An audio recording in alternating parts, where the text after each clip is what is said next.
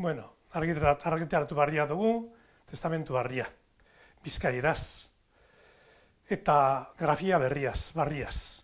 Hau da, euskaltzaindiak eskatzen dituen arauak aintzat hartuz.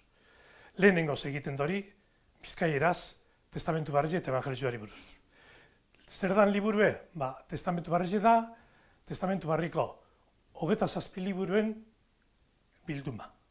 Gotzainari eta Gotzain kontseiluari eskatu zen batzuk, abadeak eta eleiztarrak, testamentu barria barritua, gaurkotua behar genduala.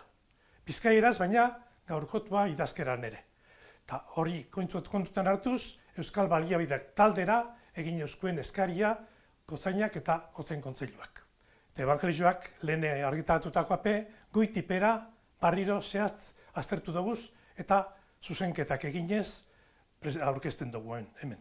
Nire ustez, benetako altxorra da, eta merezi daule uste dut, hau, erabile izan daiten, aurkezpen on bat egitea be, darentzako lagungarri izango dalako.